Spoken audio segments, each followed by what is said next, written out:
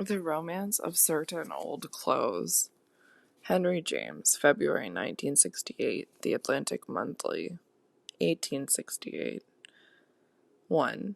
Towards the middle of the 18th century, there lived in the province of Massachusetts a widowed gentlewoman, the mother of 3 children, by name Mrs. Veronica Wingrave. She had lost her husband early in life and had devoted herself to the care of her progeny. These young persons grew up in a manner to reward her tenderness and to gratify her highest hopes. The firstborn was a son, whom she had called Bernard, in remembrance of his father. The others were daughters, born at an interval of 3 years apart. Good looks were traditional in the family, and this youthful trio were not likely to allow the tradition to perish. The boy was of that fair and ruddy complexion and that athletic structure which in those days, as in these, were the sign of good English descent, a frank, affectionate young fellow, a deferential son, a patronizing brother, a steadfast friend. Clever, however, he was not. The wit of the family had been apportioned chiefly to his sisters. The late Mr. William Wingrave had been a great reader of Shakespeare, at a time when this pursuit implied more freedom of thought than at the present day, and in a community where it required much courage to patronize the drama even in the closet, and he had wished to call attention to his admiration of the great poet by calling his daughters out of his favorite plays.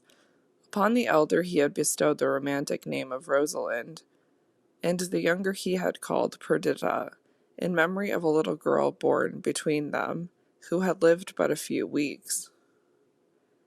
When Bernard Wingrave came to his 16th year, his mother put a brave face upon it and prepared to execute her husband's last injunction.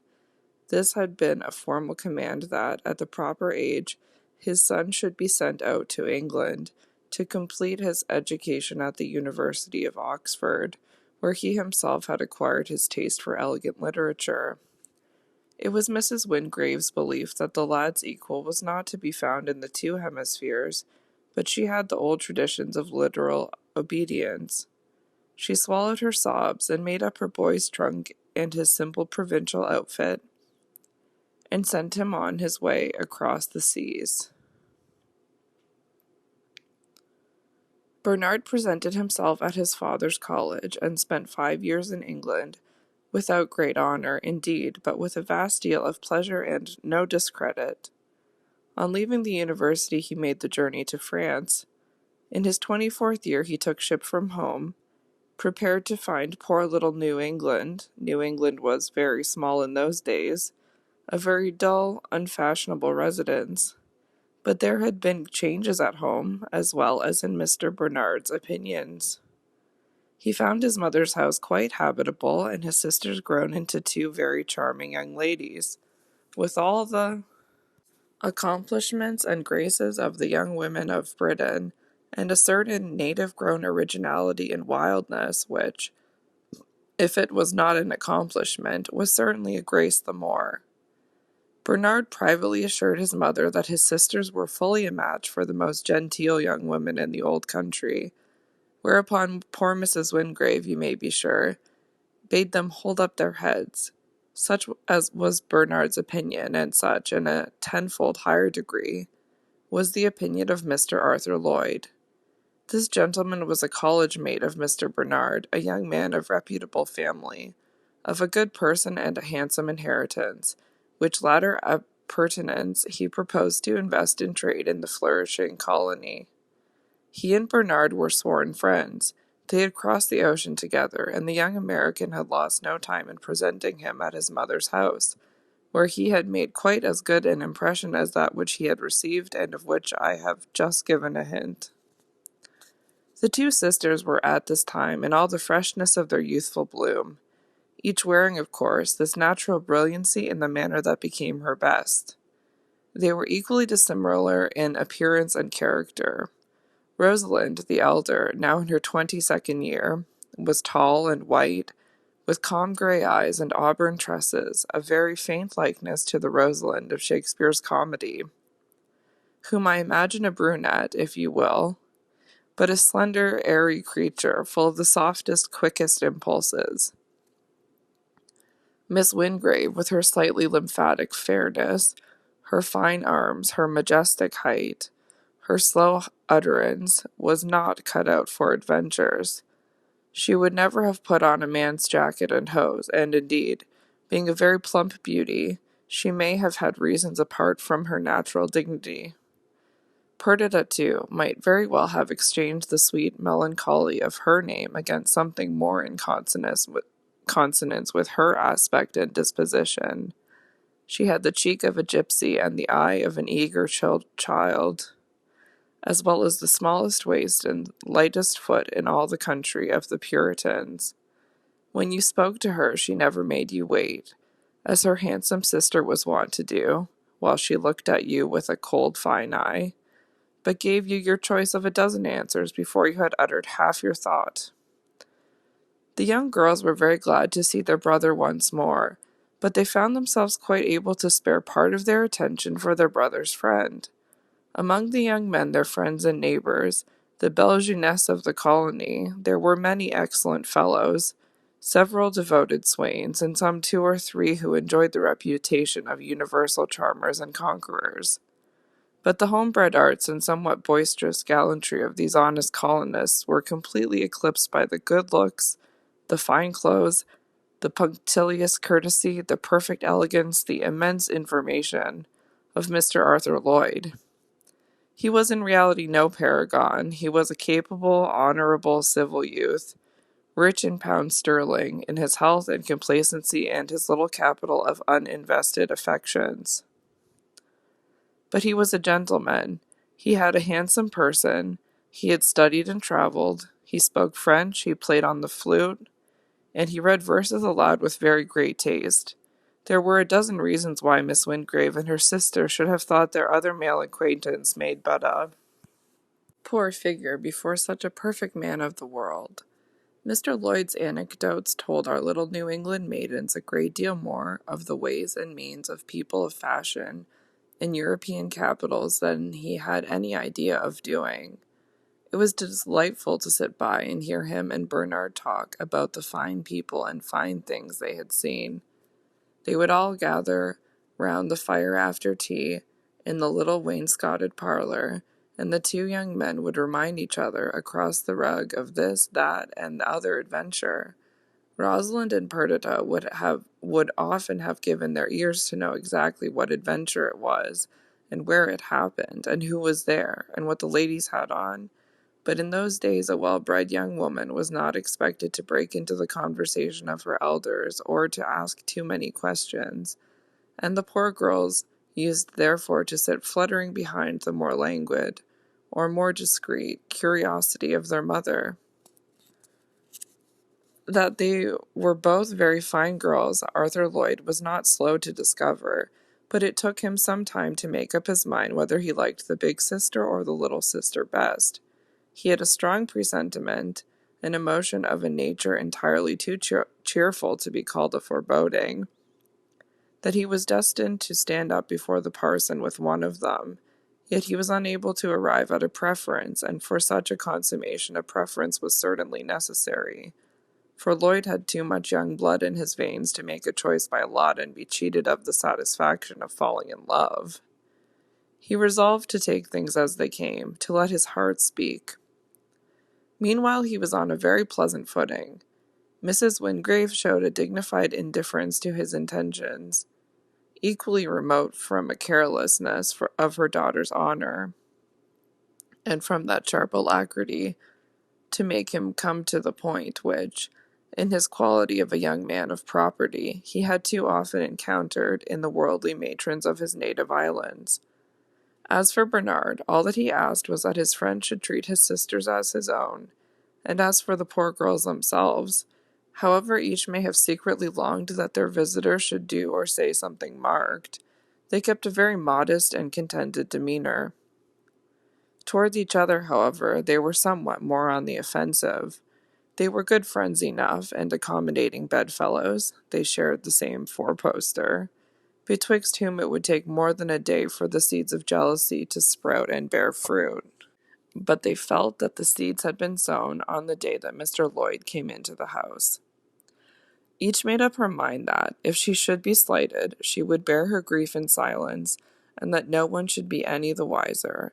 For if they had a great deal of ambition, they had also a large share of pride. But each prayed in secret, nevertheless, that upon her the selection, the distinction, might fall. They had need of a vast deal of patience, of self-control, of dissimulation. In those days a young girl of decent breeding could make no advances whatever, and barely respond, indeed, to those that were made. She was expected to sit still in her chair, with her eyes on the carpet, watching the spot where the mystic handkerchief should fall. Poor Arthur Lloyd was obliged to carry on his wooing in the little wainscoted parlor, before the eyes of Mrs. Wingrave, her son, and his prospective sister-in-law. But youth and love are so cunning that 100 signs and tokens might travel to and fro, and not one of these 3 pairs of eyes detect them in their passage. The 2 maidens were almost always together, and had plenty of chances to betray themselves. That each knew she was being watched, however, made not a grain of difference in the little offices they mutually rendered, or in the various household tasks they performed in common. Neither flinched nor fluttered beneath the silent battery of her sister's eyes. The only apparent change in their habits was that they had less to say to each other. It was impossible to talk about Mr. Lloyd, and it was ridiculous to talk about anything else. By tacit agreement they began to wear all their choice finery, and to devise such little implements of conquest, in the way of ribbons and top-knots and kerchiefs, as were sanctioned by indubitable modesty. They executed in the same inarticulate fashion a contract of fair play in this exciting game. "Is it better so?" Rosalind would ask, tying a bunch of ribbons on her bosom, and turning about from her glass to her sister. Perdita would look up gravely from her work and examine the decoration. "I think you had better give it another loop," she would say, with great solemnity, looking hard at her sister with eyes that added, "Upon my honor." So they were forever stitching and trimming their petticoats, and pressing out their muslins, and contriving washes and ointments and cosmetics, like the ladies in the household of the vicar of Wakefield. Some 3 or 4 months went by. It grew to be midwinter, and as yet Rosalind knew that if Perdita had nothing more to boast of than she, there was not much to be feared from her rivalry. But Perdita, by this time, the charming Perdita, felt that her secret had grown to be tenfold more precious than her sister's. One afternoon Miss Wingrave sat alone, that was a rare accident, before her toilet glass, combing out her long hair. It was getting too dark to see. She lit the 2 candles in their sockets on the frame of her mirror, and then went to the window to draw her curtains. It was a grey December evening. The landscape was bare and bleak, and the sky heavy with snow clouds. At the end of the large garden into which her window looked was a wall with a little postern door opening into a lane. The door stood ajar, as she could vaguely see in the gathering darkness, and moved slowly to and fro, as if someone were swaying it from the lane without. It was doubtless a servant maid who had been having a tryst with her sweetheart. But as she was about to drop her curtain, Rosalind saw her sister step into the garden and hurry along the path which led to the house. She dropped the curtain, all save a little crevice for her eyes. As Perdita came up the path, she seemed to be examining something in her hand, holding it close to her eyes. When she reached the house, she stopped a moment, looked intently at the object, and pressed it to her lips.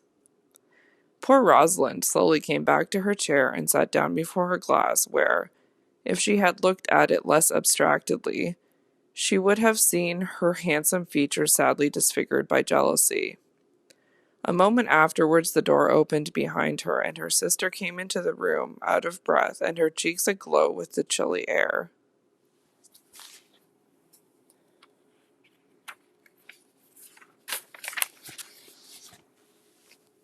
Perdita started. "Ah," said she, "I thought you were with our mother."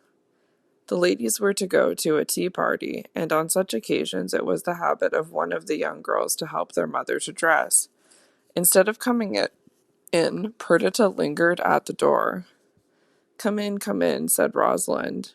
"We have more than an hour yet. I should like you very much to give a few strokes to my hair." She knew that her sister wished to retreat, and that she could see in the glass all her movements in the room. "Nay, just help me with my hair," she said, "and I will go to mamma." Perdita came reluctantly and took her brush. She saw her sister's eyes in the glass, fastened hard upon her hands. She had not made 3 passes when Rosalind clapped her own right hand upon her sister's left and started out of her chair. "Whose ring is that?" she cried, passionately, drawing her towards the light. On the young girl's 3rd finger glistened a little gold ring, adorned with a very small sapphire. Perdita felt that she need no longer keep her secret, yet that she must put a bold face on her avowal. "It's mine," she said proudly. "Who gave it to you?" cried the other. Perdita hesitated a moment. "Mr. Lloyd." "Mr. Lloyd is generous all of a sudden." "Ah, no," cried Perdita with spirit, "not all of a sudden. He offered it to me a month ago." "And you needed a month's begging to take it?" said Rosalind, looking at the little trinket, which indeed was not especially elegant, although it was the best that the jeweler of the province could furnish. "I wouldn't have taken it in less than 2. "It isn't the ring," Perdita answered. "It's what it means." "It means that you are not a modest girl," cried Rosalind. "Pray, does your mother know of your intrigue? Does Bernard?" "My mother has approved my intrigue, as you call it. Mr. Lloyd has asked for my hand, and mamma has given it. Would you have had him apply to you, dearest sister?" Rosalind gave her companion a long look, full of passionate envy and sorrow. Then she dropped her lashes on her pale cheeks and turned away. Perdita felt that it had not been a pretty scene, but it was her sister's fault. However, the elder girl rapidly called back her pride and turned herself about again. "You have my very best wishes," she said, with a low curtsy. "I wish you every happiness and a very long life." Perdita gave a bitter laugh. "Don't speak in that tone," she cried. "I would rather you should curse me outright. Come, Rosie," she added, "he couldn't marry both of us." "I wish you very great joy," Rosalind repeated mechanically, sitting down to her glass again, "and a very long life and plenty of children." There was something in the sound of these words not at all to Perdita's taste. "Will you give me a year to live at least?" she said. "In a year I can have 1 little boy, or 1 little girl at least. If you will give me your brush again, I will do your hair." "Thank you," said Rosalind. "You had better go to mamma. It isn't becoming that a young lady with a promised husband should wait on a girl with none." "Nay," said Perdita good-humouredly, "I have Arthur to wait upon me. You need my service more than I need yours." But her sister motioned her away, and she left the room. When she had gone, poor Rosalind fell on her knees before her dressing-table, buried her head in her arms, and poured out a flood of tears and sobs. She felt very much the better for this effusion of sorrow. When her sister came back, she insisted upon helping her to dress, on her wearing her prettiest things. She forced upon her acceptance a bit of lace of her own, and declared that now that she was to be married, she should do her best to appear worthy of her lover's choice. She discharged these offices in stern silence, but, such as they were, they had to do duty as an apology and an atonement. She never made any other. Now that Lloyd was received by the family as an accepted suitor, nothing remained but to fix the wedding day.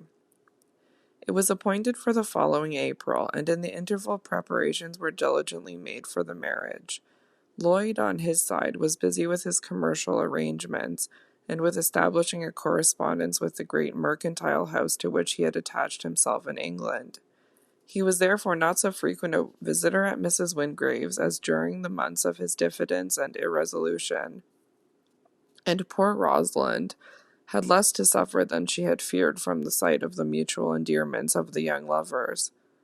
Touching his future sister-in-law, Lloyd had a perfectly clear conscience. There had not been a particle of love-making between them, and he had not the slightest suspicion that he had dealt her a terrible blow. He was quite at his ease. Life promised so well, both domestically and financially. The great revolt of the colonies was not yet in the air, and that his connubial felicity should take a tragic turn it was absurd. It was blasphemous to apprehend. Meanwhile, at Mrs. Wingrave's, there was a greater rustling of silks, a more rapid clicking of scissors and flying of needles than ever. The good lady had determined that her daughter should carry from home the genteelest outfit that her money could buy, or that the country could furnish. All the sage women in the province were convened, and their united taste was brought to bear on Perdita's wardrobe. Rosalind's situation at this moment was assuredly not to be envied. The poor girl had an inordinate love of dress, and the very best taste in the world, as her sister perfectly well knew. Rosalind was tall. She was stately and sweeping. She was made to carry stiff brocade and masses of heavy lace, such as belong to the toilet of a rich man's wife. But Rosalind sat aloof, with her beautiful arms folded and her head averted, while her mother and sister and the venerable women aforesaid worried and wondered over their materials, oppressed by the multitude of their resources. One day there came in a beautiful piece of white silk, brocaded with heavenly blue and silver, sent by the bridegroom himself, it not being thought amiss in those days that the husband-elect should contribute to the bride's trousseau. Perdita could think of no form or fashion which would do sufficient honor to the splendor of the material. "Blue's your color, sister, more than mine," she said with appealing eyes. "It's a pity it's not for you. You would know what to do with it." Rosalind got up from her place and looked at the great shining fabric as it lay spread over the back of a chair. Then she took it up in her hands and felt it, lovingly, as Perdita could see, and turned about toward the mirror with it. She let it roll down to her feet and flung the other end over her shoulder, gathering it in about her waist with her white arm, which was bare to the elbow. She threw back her head and looked at her image, and a hanging tress of her auburn hair fell upon the gorgeous surface of the silk. It made a dazzling picture. The women standing about uttered a little "look, look" of admiration. "Yes, indeed," said Rosalind quietly, "blue is my color." But Perdita could see that her fancy had been stirred, and that she would now fall to work and solve all their silken riddles. And indeed she behaved very well, as Perdita, knowing her insatiable love of millinery, was quite ready to declare. Innumerable yards of lustrous silk and satin, of muslin, velvet, and lace, passed through her cunning hands, without a jealous word coming from her lips. Thanks to her industry, when the wedding day came, Perdita was prepared to espouse more of the vanities of life than any fluttering young bride who had yet received the sacramental blessing of a New England divine. It had been arranged that the young couple should go out and spend the first days of their wedded life at the country house of an English gentleman, a man of rank and a very kind friend to Arthur Lloyd. He was a bachelor. He declared he should be delighted to give up the place to the influence of high men. After the ceremony at church, it had been performed by an English clergyman. Young Mrs. Lloyd hastened back to her mother's house to change her nuptial robes for a riding dress. Rosalind helped her to effect the change in the little homely room in which they had spent their undivided younger years. Perdita then hurried off to bid farewell to her mother, leaving Rosalind to follow. The parting was short. The horses were at the door, and Arthur was impatient to start. But Rosalind had not followed, and Perdita hastened back to her room, opening the door abruptly. Rosalind, as usual, was before the glass, but in a position which caused the other to stand still, amazed. She had dressed herself in Perdita's cast-off wedding veil and wreath, and on her neck she had hung the full string of pearls which the young girl had received from her husband as a wedding gift. These things had been hastily laid aside to await their possessor's disposal on her return from the country.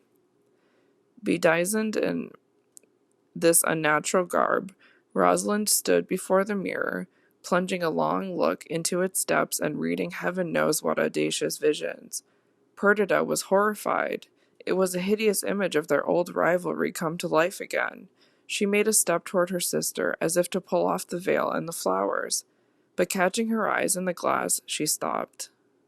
"Farewell, sweetheart," she said. "You might at least have waited till I had got out of the house," and she hurried away from the room. Mr. Lloyd had purchased in Boston a house which to the taste of those days appeared as elegant as it was commodious, and here he very soon established himself with his young wife. He was thus separated by a distance of 20 miles from the residence of his mother-in-law. 20 miles in that primitive era of roads and conveyances were as serious a matter as 100 at the present day, and Mrs. Wingrave saw but little of her daughter during the first 12 months of her marriage. She suffered in no small degree from Perdita's absence, and her affliction was not diminished by the fact that Rosalind had fallen into terribly low spirits, and was not to be roused or cheered but by change of air and company. The real cause of the young lady's dejection the reader will not be slow to suspect. Mrs. Wingrave and her gossips, however, deemed her complaint a mere bodily ill, and doubted not that she would obtain relief from the remedy just mentioned. Her mother accordingly proposed on her behalf a visit to certain relatives on the paternal side, established in New York, who had long complained that they were able to see so little of their New England cousins. Rosalind was dispatched to see these good people under a suitable escort, and remained with them for several months. In the interval her brother Bernard, who had begun the practice of the law, made up his mind to take a wife. Rosalind came home to the wedding, apparently cured of her heartache, with bright roses and lilies in her face, and a proud smile on her lips. Arthur Lloyd came over from Boston to see his brother-in-law married, but without his wife, who was expecting very soon to present him with an heir. It was nearly a year since Rosalind had seen him. She was glad, she hardly knew why, that Perdita had stayed at home. Arthur looked happy, but he was more grave and important than before his marriage. She thought he looked interesting, for although the word, in its modern sense, was not then invented, we may be sure that the idea was. The truth is, he was simply anxious about his wife and her coming ordeal. Nevertheless, he by no means failed to observe Rosalind's beauty and splendor, and to note how she effaced the poor little bride. The allowance that Perdita had enjoyed for her dress had now been transferred to her sister, who turned it to wonderful account. On the morning after the wedding he had a lady's saddle put on the horse of the servant who had come with him from town, and went out with the young girl for a ride. It was a keen, clear morning in January. The ground was bare and hard, and the horses in good condition, to say nothing of Rosalind, who was charming in her hat and plume, and her dark blue riding coat trimmed with fur. They rode all the morning. They lost their way, and were obliged to stop for dinner at a farmhouse. The early winter dusk had fallen when they got home. Mrs. Wingrave met them with a long face. A messenger had arrived at noon from Mrs. Lloyd. She was beginning to be ill. She desired her husband's immediate return. The young man, at the thought that he had lost several hours, and that by hard riding he might already have been with his wife, uttered a passionate oath. He barely consented to stop for a mouthful of supper, but mounted the messenger's horse and started off at a gallop. He reached home at midnight. His wife had been delivered of a little girl. "Ah, why weren't you with me?" she said as he came to her bedside. "I was out of the house when the man came. I was with Rosalind," said Lloyd innocently. Mrs. Lloyd made a little moan and turned away, but she continued to do very well, and for a week her improvement was uninterrupted. Finally, however, through some indiscretion in the way of diet or exposure, it was checked, and the poor lady grew rapidly worse. Lloyd was in despair. It very soon became evident that she was breathing her last. Mrs. Lloyd came to a sense of her approaching end and declared that she was reconciled with death. On the third evening after the change took place, she told her husband that she felt she should not get through the night. She dismissed her servants and also requested her mother to withdraw, Mrs. Wingrave having arrived on the preceding day. She had had her infant placed on the bed beside her, and she lay on her side with the child against her breast, holding her husband's hands. The night lamp was hidden behind the heavy curtains of the bed, but the room was illumined with a red glow from the immense fire of logs on the hearth. It seems strange not to be warmed into life by such a fire as that, the young woman said, feebly trying to smile. If I had but a little of it in my veins, but I have given all my fire to this little spark of mortality. And she dropped her eyes on her child. Then raising them, she looked at her husband with a long, penetrating gaze. The last feeling which lingered in her heart was one of suspicion. She had not recovered from the shock which Arthur had given her by telling her that in the hour of her agony he had been with Rosalind. She trusted her husband very nearly as well as she loved him, but now that she was called away forever, she felt a cold horror of her sister. She felt in her soul that Rosalind had never ceased to be jealous of her good fortune, and a year of happy security had not effaced the young girl's image, dressed in her wedding garments and smiling with simulated triumph. Now that Arthur was to be alone, what might not Rosalind attempt? She was beautiful, she was engaging. What arts might she not use? What impression might she not make upon the young man's saddened heart? Mrs. Lloyd looked at her husband in silence. It seemed hard, after all, to doubt of his constancy. His fine eyes were filled with tears. His face was convulsed with weeping. The clasp of his hands was warm and passionate. How noble he looked, how tender, how faithful and devoted. Nay, thought Perdita, he is not for such a one as Rosalind. He'll never forget me. Nor does Rosalind truly care for him. She cares only for vanities and finery and jewels. And she lowered her eyes on her white hands, which her husband's liberality had covered with rings, and on the lace ruffles which trimmed the edge of her nightdress. She covets my rings and my laces more than she covets my husband. At this moment, the thought of her sister's rapacity seemed to cast a dark shadow between her and the helpless figure of her little girl. Arthur, she said, you must take off my rings. I shall not be buried in them. One of these days my sister shall wear them. One of these days my daughter shall wear them, my rings and my laces and silks. I had them all brought out and shown me today. It's a great wardrobe. There's not such another in the province. I can say it without vanity, now that I have done with it. It will be a great inheritance for my daughter when she grows into a young woman. There are things there that a man never buys twice, and if they are lost you will never again see the like. So you will watch them well. Some dozen things I have left to Rosalind. I have named them to my mother. I have given her that blue and silver. It was meant for her. I wore it only once. I looked ill in it, but the rest are to be sacredly kept for this little innocent. It's such a providence that she should be my color. She can wear my gowns. She has her mother's eyes. You know the same fashions come back every 20 years. She can wear my gowns as they are. They will lie there quietly waiting till she grows into them, wrapped in camphor and rose leaves, and keeping their colors in the sweet-scented darkness. She shall have black hair. She shall wear my carnation satin. Do you promise me, Arthur? Promise you what, dearest? Promise me to keep your poor little wife's old gowns. Are you afraid I shall sell them? No, but that they may get scattered.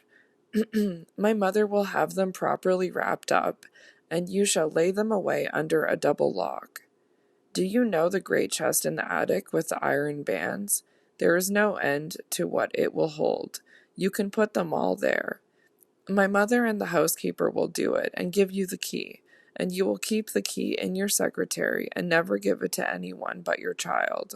Do you promise me? "Ah, yes, I promise you," said Lloyd, puzzled at the intensity with which his wife appeared to cling to this idea. "Will you swear?" repeated Perdita. "Yes, I swear." "Well, I trust you. I trust you," said the poor lady, looking into his eyes with eyes in which, if he had suspected her vague apprehensions, he might have read an appeal quite as much as an assurance. Lloyd bore his bereavement rationally and manfully. A month after his wife's death, in the course of business, circumstances arose which offered him an opportunity of going to England. He took advantage of it to change the current of his thoughts. He was absent nearly a year, during which his little girl was tenderly nursed and guarded by her grandmother. On his return he had his house again thrown open, and announced his intention of keeping the same state as during his wife's lifetime. It very soon came to be predicted that he would marry again, and there were at least a dozen young women of whom one may say that it was by no fault of theirs that, for 6 months after his return, the prediction did not come true. During this interval he still left his little daughter in Mrs. Wingrave's hands, the latter assuring him that a change of residence at so tender an age would be full of danger for her health. Finally, however, he declared that his heart longed for his daughter's presence, and that she must be brought up to town. He sent his coach and his housekeeper to fetch her home. Mrs. Wingrave was in terror lest something should befall her on the road, and, in accordance with this feeling, Rosalind offered to accompany her. She could return the next day. So she went up to town with her little niece, and Mr. Lloyd met her on the threshold of his house, overcome with her kindness and with paternal joy. Instead of returning the next day, Rosalind stayed out the week, and when at last she reappeared, she had only come for her clothes. Arthur would not hear of her coming home, nor would the baby. That little person cried and choked if Rosalind left her, and at the sight of her grief Arthur lost his wits and swore that she was going to die. In fine, nothing would suit them but that the aunt should remain until the little niece had grown used to strange faces. It took 2 months to bring this consummation about, for it was not until this period had elapsed that Rosalind took leave of her brother-in-law. Mrs. Wingrave had shaken her head over her daughter's absence. She had declared that it was not becoming, that it was the talk of the whole country. She had reconciled herself to it only because, during the girl's visit, the household enjoyed an unwonted term of peace. Bernard Wingrave had brought his wife home to live, between whom and her sister-in-law there was as little love as you please. Rosalind was perhaps no angel, but in the daily practice of life she was a sufficiently good-natured girl, and if she quarrelled with Mrs. Bernard it was not without provocation. Quarrel, however, she did, to the great annoyance not only of her antagonist, but of the two spectators of these constant altercations. Her stay in the household of her brother-in-law, therefore, would have been delightful, if only because it removed her from contact with the object of her antipathy at home. It was 10 times delightful, in that it kept her near the object of her early passion. Mrs. Lloyd's sharp suspicions had fallen very far short of the truth. Rosalind's sentiment had been a passion at first, and a passion it remained, a passion of whose radiant heat, tempered to the delicate state of his feelings, Mr. Lloyd very soon felt the influence. Lloyd, as I have hinted, was not a modern Petrarch. It was not in his nature to practice an ideal constancy. He had not been many days in the house with his sister-in-law before he began to assure himself that she was, in the language of that day, a devilish fine woman. Whether Rosalind really practised those insidious arts that her sister had been tempted to impute to her, it is needless to inquire. It is enough to say that she found means to appear to the very best advantage. She used to seat herself every morning before the big fireplace in the dining-room, at work upon a piece of tapestry, with her little niece disporting herself on the carpet at her feet, or on the train of her dress, and playing with her woolen balls. Lloyd would have been a very stupid fellow if he had remained insensible to the rich suggestions of this charming picture. He was exceedingly fond of his little girl, and was never weary of taking her in his arms and tossing her up and down, and making her crow with delight. Very often, however, he would venture upon greater liberties than the young lady was yet prepared to allow, and then she would suddenly vociferate her displeasure. Rosalind, at this, would drop her tapestry and put out her handsome hands with the serious smile of the young girl whose virgin fancy has revealed to her all a mother's healing arts.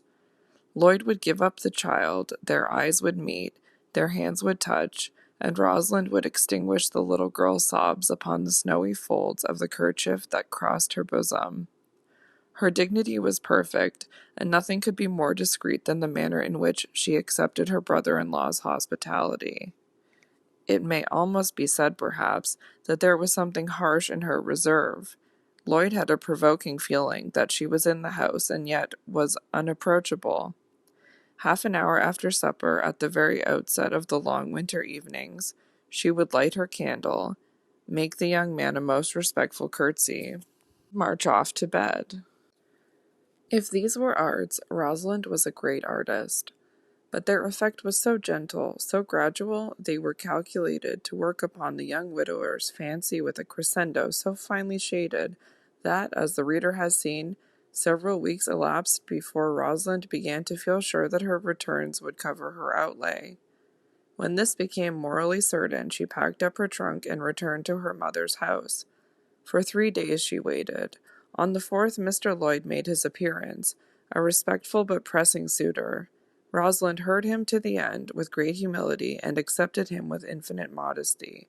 It is hard to imagine that Mrs. Lloyd would have forgiven her husband, but if anything might have disarmed her resentment, it would have been the ceremonious continence of this interview. Rosalind imposed upon her lover but a short probation.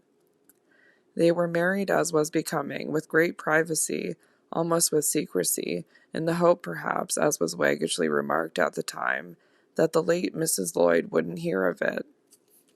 The marriage was to all appearance a happy one, and each party obtained what each had desired. Lloyd a devilish fine woman, and but Rosalind's desires, as the reader will have observed, had remained a good deal of a mystery.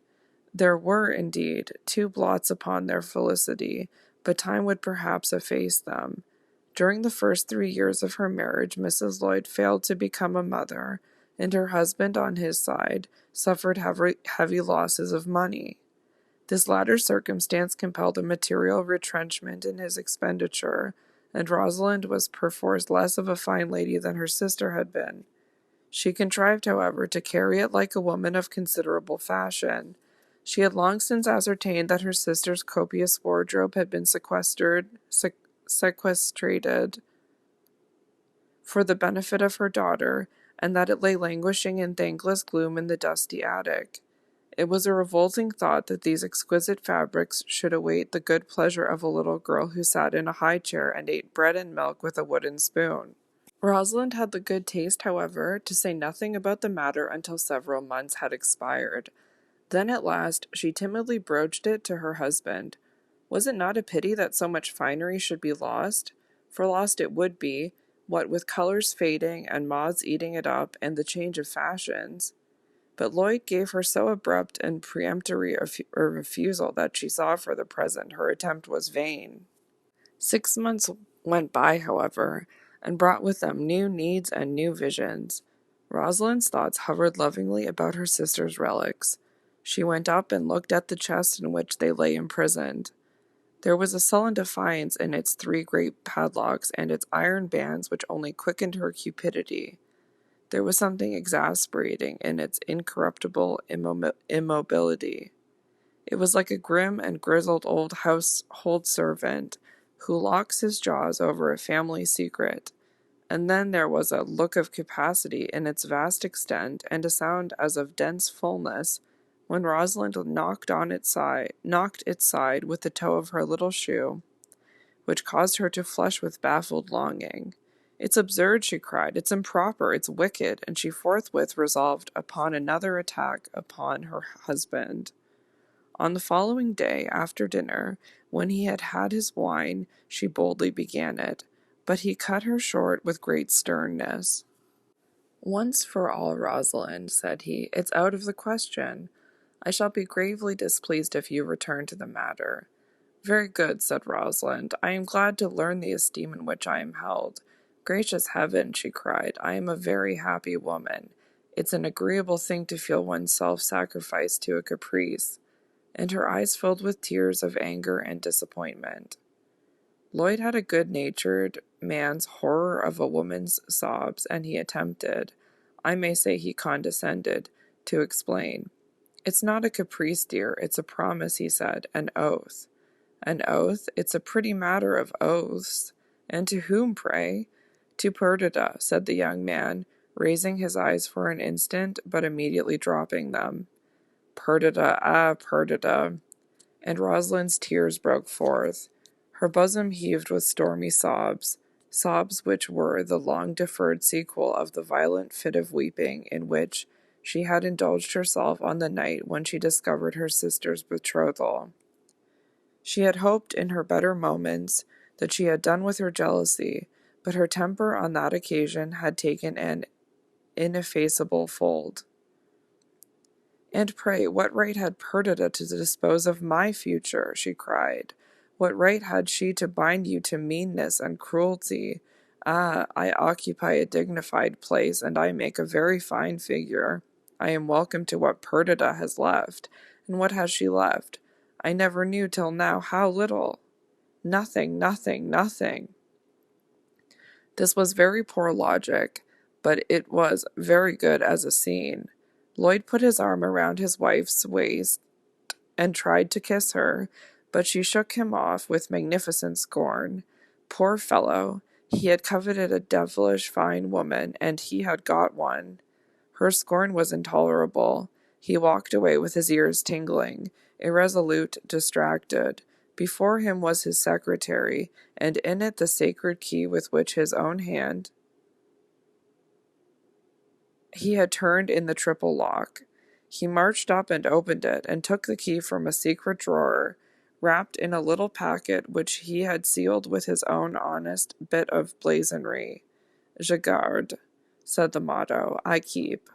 But he was ashamed to put it back. He flung it upon the table beside his wife. "Put it back," she cried. "I want it not. I hate it." "I wash my hands of it," cried her husband. "God forgive me." Mrs. Lloyd gave an indignant shrug of her shoulders and swept out of the room, while the young man retreated by another door.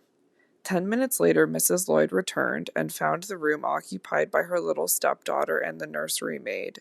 The key was not on the table. She glanced at the child. Her little niece was perched on a chair with the packet in her hands. She had broken the seal with her own small fingers. Mrs. Lloyd hastily took possession of the key. At the habitual supper hour, Arthur Lloyd came back from his counting room. It was the month of June, and supper was served by daylight. The meal was placed on the table, but Mrs. Lloyd failed to make her appearance. The servant whom his master sent to call her came back with the assurance that her room was empty, and that the women informed him that she had not been seen since dinner. They had, in truth, observed her to have been in tears, and, supposing her to be shut up in her chamber, had not disturbed her. Her husband called her name in various parts of the house, but without response. At last it occurred to him that he might find her by taking the way to the attic. The thought gave him a strange feeling of discomfort, and he bade his servants remain behind, wishing no witness in his quest.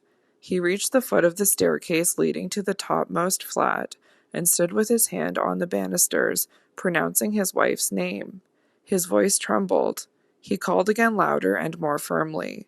The only sound which disturbed the absolute silence was a faint echo of his own tones, repeating his question under the great eaves. He nevertheless felt irresistibly moved to ascend the staircase. It opened upon a wide hall, lined with wooden closets, and terminating in a window which looked westward, and admitted the last rays of the sun.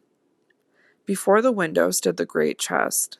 Before the chest, on her knees, the young man saw with amazement and horror the figure of his wife. In an instant he crossed the interval between them, bereft of utterance. The lid of the chest stood open, exposing, amid their perfumed napkins, its treasure of stuffs and jewels.